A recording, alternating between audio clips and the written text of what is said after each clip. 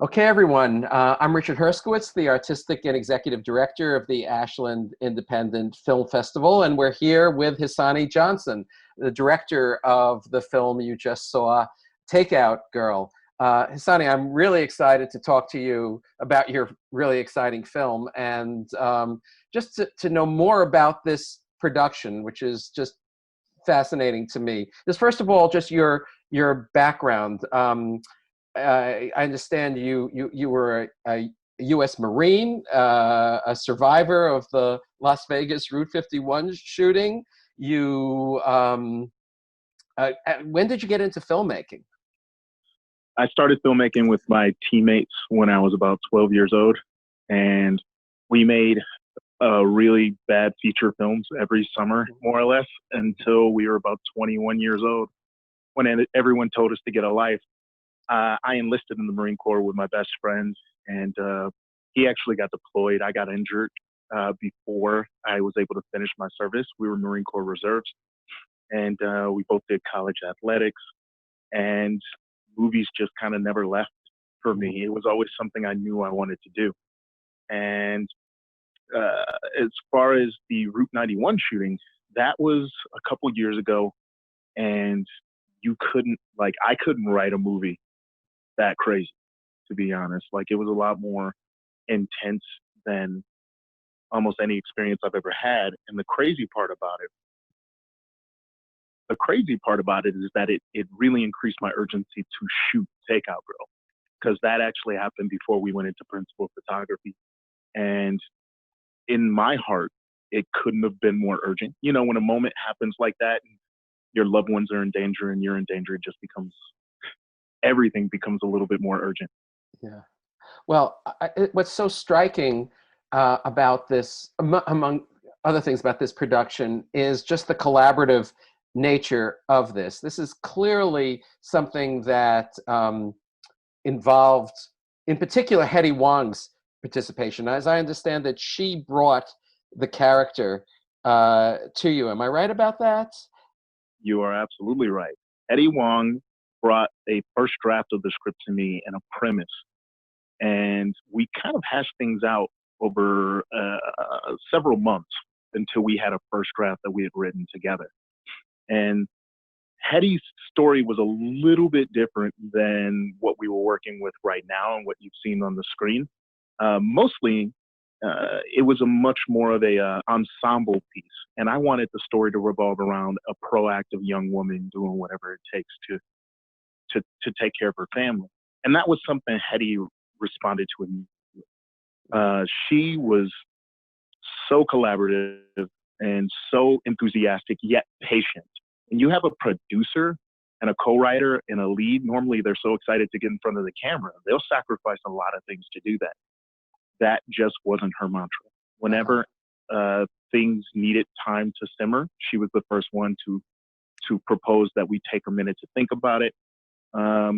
She gave us whatever time we needed, because I don't think she even wanted us editing in post unless we were inspired. Mm-hmm. And I can't thank her enough for that. She really set the benchmark for collaborators in the future. And just tell us a little more about her background before this film. Lee Wong is a hip-hop artist and an actress and a writer. And she is one of the most humans I've ever met, because she has the appearance of like a golden age pinup girl, mm-hmm. but she's got the spirit of like Manny Pacquiao or like Floyd Mayweather Jr. She's just got the spirit of a fighter, and the look of her can really kind of throw you off balance in terms of who you're actually speaking to, because she's such a powerful spirit. And instantly I knew I could make a film around her regardless of what it was about. It could have been about baking cookies or taking out the trash, and it would have been an entertaining film, because Hetty is interesting, just fun to be around. Uh-huh. And the larger community that was involved in making the film, as I understand it, 50% women. I mean, was there a lot of also just Asian community or Chinese American community participation in the making? A huge part of the equation was Melissa Del Rosario, 23-year-old producer, Filipina.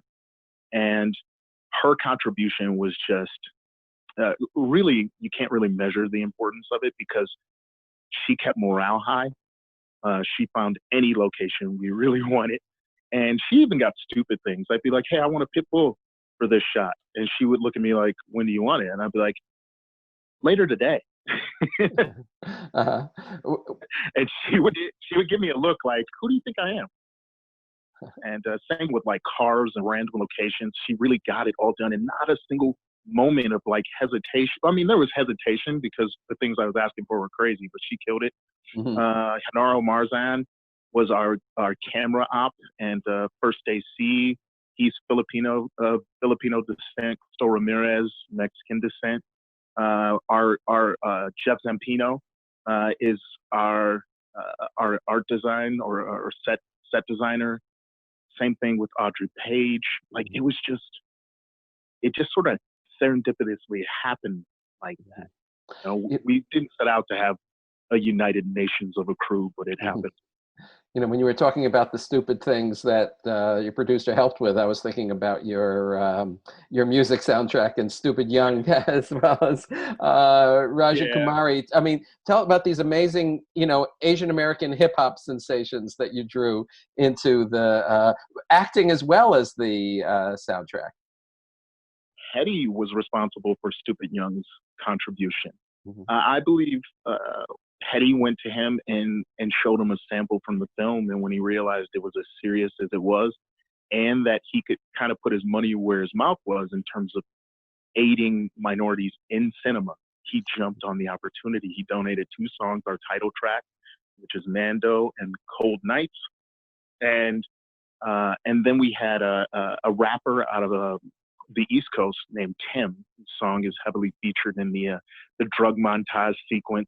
Mm-hmm. That is just, he's an artist who is coming up really quick. Raja Kumari, she is huge in India, and I think she's from Hawthorne, California, or Claremont, California.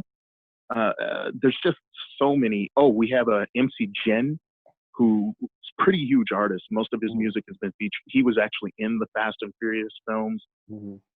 We really got lucky, but it shows the power of, if you don't ask, you'll never know, sort of a situation. And it was just going to people and asking them. Well, I gotta tell you, I mean, I know I've read, and I mean, you've said this is almost a 0 budget movie. I mean, it certainly does not look and sound like it. And I mean, part of it has to do with, you know, both the cinematography and the editing and the soundtrack. But the cinematography I want to kind of zero in on here, because that's partly you, right? Are you the co-cinematographer? Yes. I have to give credit to Alberto Triana, Cuban-American. Born and raised in Hawaii. That guy brought so much to the table from the cinematography standpoint. I mean, those drone shots, I can't fly those things. That dude was everywhere with that. I think his video gaming skills really came in handy with all the drone shots I needed. Him and I coming up with situations where with little to no crew, we could do really ambitious shots. If you go on Instagram, you can see me rigged out on a hoverboard with a giant gimbal and camera setup. Me and Alberto are the ones who kind of came up with this situation where we could follow her on her bike or in her car, but not have to do a car with a crane or anything behind it. So Alberto's composition and understanding of what the film needed to be. There was times where Alberto actually pulled me back and was like, that's too big budget for a story about poor people. Mm-hmm. And it really paid off. The way he used foreground and background elements, metaphorically even, in the shot, you know, like caging people in, making them feel trapped. Yeah. When you work with people who are passionate about the project and are extremely talented, it's really hard to miss, you know? Yeah, I was thinking about the, you know, the opening. I mean, when you just see Hetty from behind, you know, for a while before you actually see her face, and that seems to carry through the film too. In many ways, she keeps herself covered. You know, her hat is frequent. You just say something about kind of the building of the character, because, like you said, it was in the costuming, it was in the cinematography. I'm just a huge Spielberg fan. I kind of consider Tara like the Indiana Jones of the concrete jungle. So you know how Indiana Jones has the famous hat, and in Raiders, you don't get to see his face until you earn it. I knew I wanted to open the movie with our protagonist being somewhat, you know, in a mysterious situation. I knew I wanted an important line, a line that embodies her attitude, to, and the spirit of the film. You know, to have an Asian American woman doing what she's doing, and then the first line is her confessing that she's dropping out of school. Like, what? You know, you're going, you know, you're being told a different story then. And the hat is definitely her, it's kind of like Batman's cowl. She draws the strength to do things she ordinarily wouldn't be able to do, because she can kind of hide. She can kind of mask her intentions. She can stare at people a little bit harder before they notice she's doing it. And we definitely had scenes in the script where Hetty and I were wondering, is this a Tara scene or is this a Takeout Girl scene? So there's definitely two characters she's playing in the film. Good eye, good catch. Tell us a little bit just about your hopes and your plans for the film from here. Where do you see it going? What audience do you see it reaching?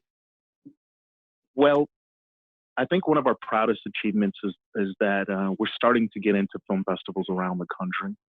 And luckily, some of those are niche. We've gotten into African-American niche film festivals. We've gotten into Asian niche film festivals. And our goal is to take this film kind of vaudeville style via the film festival circuit around the country, and kind of build up a fan base so that when it comes time to talk distribution, we can kind of show that we have a trail of press and exposure that shows that there's a little bit of a want for this film around the country. And we'd love to land a distribution deal. We don't know what the theatrical situation is going to be like anytime soon, but the goal was to get a limited theatrical release and something really great for VOD. And afterward, I would love to see my team, just kind of end up in the producer labs they want, or the director labs they want, or cinematography labs they want. I would love to see more of my cast with the representation they deserve, the managers they deserve, the agents they deserve. And it I wouldn't complain if it happened for me too.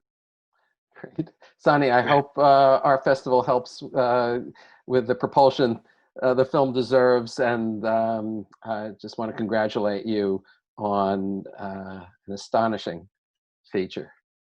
It already is, Richard. Thank you so much. Thank you.